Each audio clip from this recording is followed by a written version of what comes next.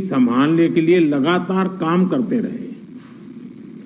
इससे जिले में अन्य लोगों का हौसला भी बढ़ा और आपसे प्रेरणा भी मिली।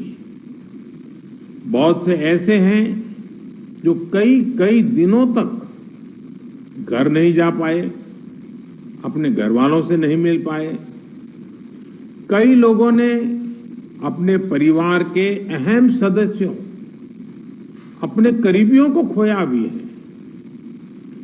इस मुश्किल के बीच आपने अपने कर्तव्य को सर्वोच्च प्राथमिकता दी है। अभी आपसे मैं कई साथियों से अपने अनुभव सुनने का मुझे अवसर मिला। वैसे मेरे सामने काफी लोग हैं, लेकिन हर एक को तो संभव नहीं हुआ है। लेकिन हर एक के पास कुछ न कुछ नया था, कुछ न कुछ इनोवेटिव था और अपने तरीके से रास्ते खोजे थे। और सफलता के लिए यही सबसे बड़ा काम का होता है कि आप मूलभूत विचार को कितना लोकलाइज बना करके सेट करके उसका उपयोग करते हैं। कई अच्छे इनोवेटिव प्रयास है। जिन लोगों का आज बात करने का मौका नहीं मिला है, उनके पास भी बहुत कुछ होगा। मेरा आप सबसे आग्रह है कि आप बिना संकोच, आपको लगता है कि जो चीज आपने अच्छी की है, अच्छे ढंग से की है, वो मुझे जरूर भेजिए, लिख करके मेरे तक पहुंचाइए और मैं इसका अन्य जिलों में उपयोग कैसे हो इसकी जरूर चिंता करूंगा। क्योंकि आपकी मेहनत, आपके इनोवेशंस ये देश के भी काम आने चाहिए।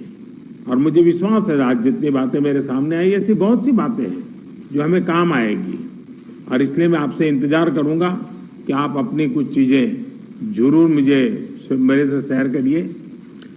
आपके हर प्रयास की मैं भूरी भूरी प्रशंसा करता हूं, सराहना करता हूं। साथियों, हमारे देश में जितने जिले हैं उतनी ही अलग अलग चुनौतियां भी हैं। एक तरह से हर जिले के अपने अलग चैलेंजेस हैं। आप अपने जिले के चैलेंजेस को बहुत बेहतर तरीके से समझते हैं और इसलिए जब आपका जिला अगर जीतता है तो मतलब देश जीतता है। जब आपका जिला कोरोना को हराता है तो देश कोरोना को हराता है। और इसलिए जिले का मिजाज, गांव गांव में एक मैसेज कि मेरा गांव मैं कोरोना मुक्त रखूंगा, मेरे गांव में मैं कोरोना को प्रवेश नहीं करने दूंगा। ये गांव के लोग संकल्प लें और गांव के लोग जिस प्रकार से व्यवस्थाएं करते हैं, मैं तो हैरान था। पिछले बार जबकि ये कालखंड था और पता नहीं था कि इस स्थिति में कैसे करना, फिर भी हमने गांव में एग्रीकल्चर सेक्टर के लिए कोई लॉकडाउन नहीं लगाया था। और मजा यह है कि खेतों में गांव के लोग काम करते थे तो खेत में भी सोशल डिस्टेंसिंग के साथ खेती के काम शुरू किए थे। पिछली बार आपको याद होगा। मतलब हमारे गांव कितनी तेजी से संदेश को पकड़ भी लेते हैं और अपनी जरूरत के हिसाब से उसको मॉडिफाई करके पक्का कर लेते हैं। गांव की ये ताकत है। मैंने देखा है आज भी कई गांवों ने अपने यहाँ आना जाना सब बहुत अच्छे ढंग से मैनेज किया है। गांव की जरूरत के लिए एक या दो लोग बाहर जाते हैं, चीजें लेकर के आते हैं, गांव में बांट देते हैं और गांव में से कोई मेहमान भी आए तो उसको पहले बाहर रखते हैं। गांव की अपनी एक ताकत होती है, उस ताकत का अपना एक उपयोग होता है। और मैं साथियों कहना चाहूंगा कि कोरोना के खिलाफ इस युद्ध में आप सब लोग एक बहुत महत्वपूर्ण भूमिका में हैं। आप एक तरह से इस युद्ध के फील्ड कमांडर हैं। जैसा कि किसी भी युद्ध में होता है, फील्ड कमांडर बड़ी योजना को मूर्त रूप देता है, जमीन पर उस लड़ाई को लड़ता है परिस्थिति के अनुसार निर्णय लेता है। आप सब भारत की इस लड़ाई के महत्वपूर्ण फील्ड कमांडर्स के रूप में आज नेतृत्व संभाल रहे हैं और इस वायरस के खिलाफ हमारे हथियार क्या है? हमारे हथियार हैं local containment zones, aggressive testing और लोगों तक सही और पूरी जानकारी। हॉस्पिटल्स में कितने बेड्स उपलब्ध हैं, कहां उपलब्ध हैं, ये जानकारी आसानी से उपलब्ध होने पर लोगों की सहूलियत बढ़ती है। इसी तरह काला बाजारी पर लगाम हो, ऐसे लोगों पर सख्त कार्रवाई हो या फ्रंटलाइन वर्कर्स का मोरल हाई रखकर उन्हें मोबिलाइज करना हो, एक फील्ड कमांडर के रूप में आपके प्रयास पूरे जिले को मजबूती देते हैं। फ्रंट लाइन वर्कर्स को आपके कंडक्ट और एक्शन से हमेशा प्रेरणा मिलती है, उनका भरोसा और बढ़ता है। मैं आपसे एक और बात कहना चाहूंगा।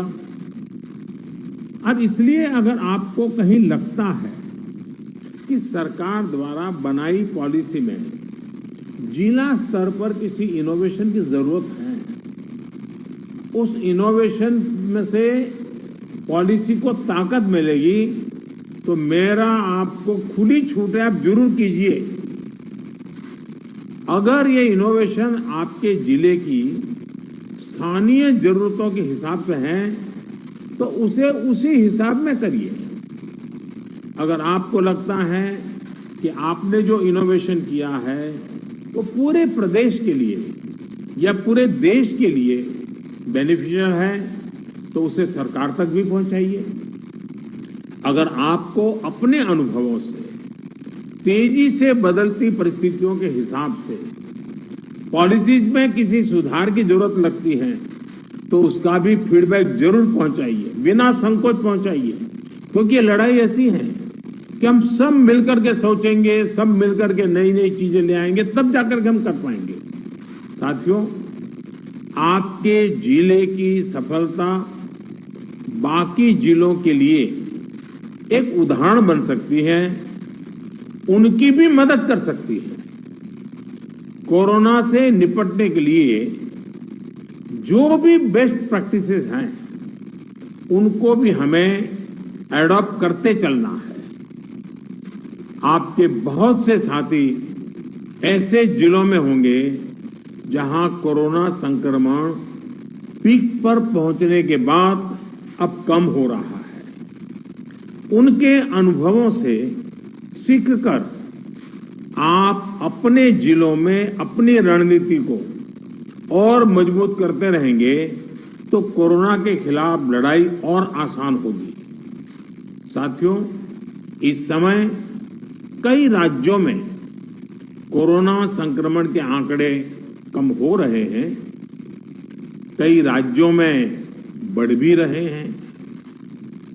कम होते आंकड़ों के बीच हमें ज्यादा सतर्क रहने की जरूरत है। बीते एक साल में करीब करीब हर मीटिंग में मेरा यही आग्रह रहा है कि हमारी लड़ाई एक जीवन बचाने की है, एक एक जीवन बचाने की है। हमारी जिम्मेदारी संक्रमण को फैलने से रोकने की भी है और ये तभी संभव है जब हमें संक्रमण की स्केल की सही जानकारी होगी। टेस्टिंग, ट्रैकिंग, आइसोलेशन, ट्रीटमेंट और कोविड एप्रोप्रिएट बिहेवियर, इस पर लगातार बल देने रहना जरूरी है। कोरोना की इस दूसरी वेव में अभी ग्रामीण और दुर्गम क्षेत्रों में हमें बहुत ध्यान देना है। इसमें फील्ड में बिताया हुआ आप सभी का अनुभव और आपकी कुशलता ये बहुत काम आने वाली है। हमें गांव-गांव में जागरूकता भी बढ़ानी है और उन्हें कोविड के इलाज की सुविधाओं से भी जोड़ना है। बढ़ते हुए केसों के और संसाधनों की सीमाओं के बीच लोगों की अपेक्षाओं को उचित समाधान देना हमारी सबसे बड़ी प्राथमिकता है। सारी चुनौतियों के बीच समाज के सबसे निचले छोर पर खड़े व्यक्ति का चेहरा ध्यान में रखते हुए हमें काम करना है। उसका कष्ट दूर हो, उसको मदद मिले, हमें ऐसी व्यवस्थाओं को और मजबूत करना है। इस बहुत बड़े वर्ग तक जब प्रशासन का एक भी व्यक्ति पहुंचता है तो या उससे संपर्क करता है, उसकी बात सुनता है, तो उससे बहुत बड़ा विश्वास जगता है। बीमारी से लड़ने की उसकी ताकत कई गुना बढ़ जाती है। जैसे हम देखते हैं जब होम आइसोलेशन में रह रहे परिवार के पास प्रशासन के लोग ऑक्सीमीटर लेकर जाते हैं, दवाएं लेकर जाते हैं, तो उसकी खोज खबर लेते हैं, तो उस परिवार को संबल मिलता है कि हम अकेले नहीं हैं। साथियों, कोविड के अलावा आपको अपने जिले के हर एक नागरिक की ईज ऑफ लिविंग का भी ध्यान रखना है।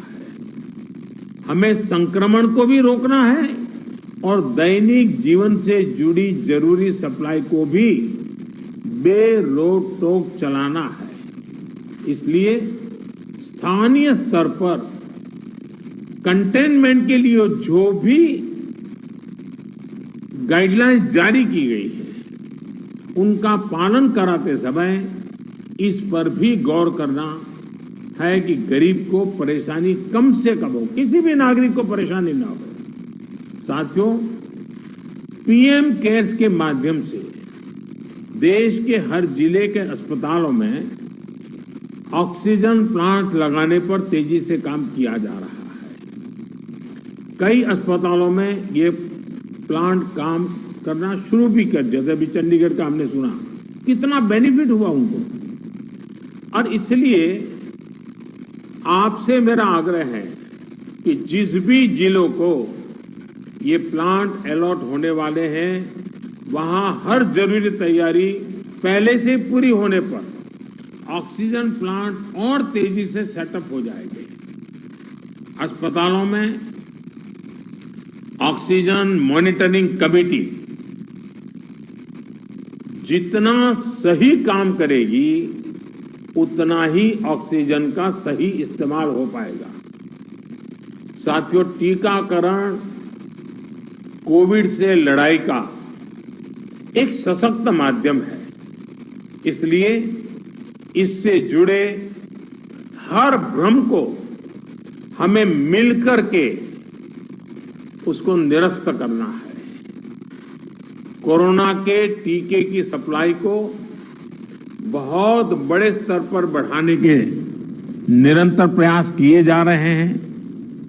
वैक्सीनेशन के लेकर व्यवस्थाओं और प्रक्रियाओं को हेल्थ मिनिस्ट्री लगातार स्ट्रीमलाइन कर रही है।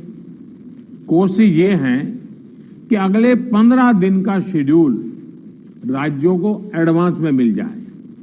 इससे आपको भी पता रहेगा कि जिले में कितने लोगों के लिए वैक्सीन उपलब्ध होने जा रही है और आपको किस हिसाब से तैयारी करनी है।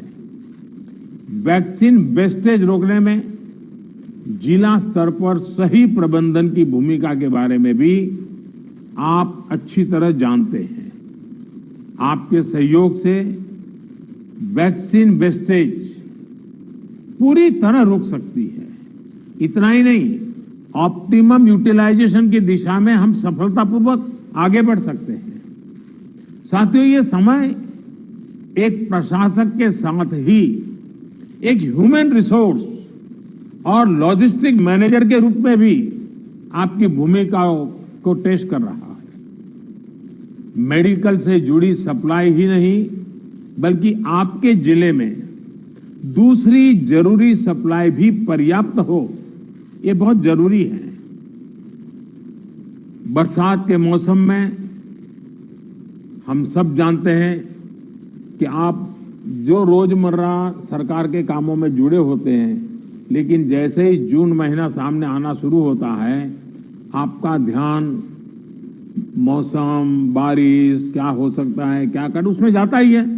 काफी आपको अटेंशन देना पड़ता है।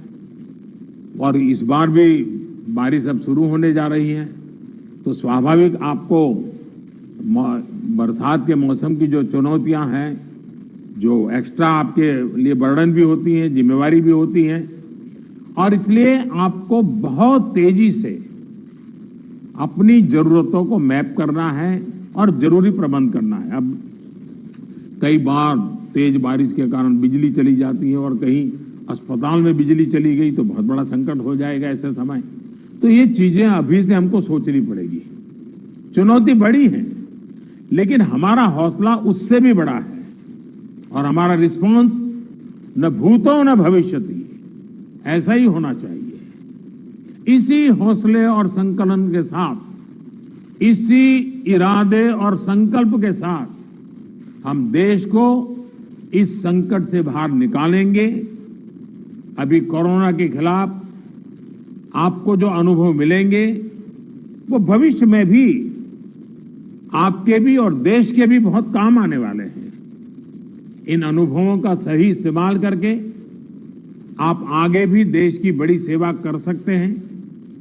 मुझे विश्वास है कि आपके सहयोग से, आपके कुशल नेतृत्व से, आपके कुशल प्रबंधन से भारत कोरोना के खिलाफ इस लड़ाई में मजबूती से आगे बढ़ेगा। मुझे खुशी है कि आज सभी जो राज्य इस मीटिंग में हैं, उनके सभी माननीय मुख्यमंत्रियों ने भी समय निकाला।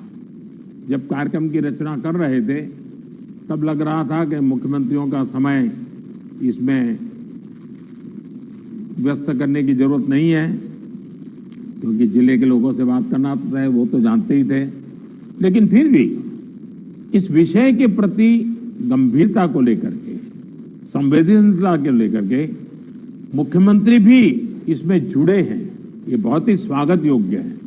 मैं सभी आदरणीय मुख्यमंत्रियों का भी हृदय से आभार व्यक्त करता हूं और मुख्यमंत्री जी के मार्गदर्शन में आपकी जिले की सारी टीमें एक विश्वास के साथ, संकल्प के साथ एक एक गांव को कोरोना से बचाना है, इस मंत्र को लेकर के आप आगे बढ़ें और तेजी से रिकवरी रेट बढ़े, तेजी से पॉजिटिव केसों की संख्या बढ़े, तेजी से टेस्ट ज्यादा हो। इन सभी बातों पर बल देते हुए हम सफलता की दिशा में एक भी प्रयास न छोड़े, एक भी प्रयोग न छोड़े। मुझे विश्वास है कि जो आपसे सुना है उसमें एक आत्मविश्वास भी है, अनुभव भी है, नए नए तौर तरीके भी हैं। ये सारी चीजें अपने आप में बहुत बड़ा विश्वास पैदा करती हैं। मैं फिर एक बार आप सबका बहुत बहुत धन्यवाद करता हूं और बहुत बड़ा काम है, फील्ड में रहना है। आपके स्वास्थ्य का भी जरूर ख्याल रखिए, अपने परिवारजनों के स्वास्थ्य का भी ख्याल रखिए और आप जिस क्षेत्र को संभाल रहे हैं वहां के एक एक नागरिक के स्वास्थ्य को बनाए रखने में आपका नेतृत्व काम आए, इसी अपेक्षा के साथ बहुत बहुत धन्यवाद, बहुत बहुत शुभकामनाएं।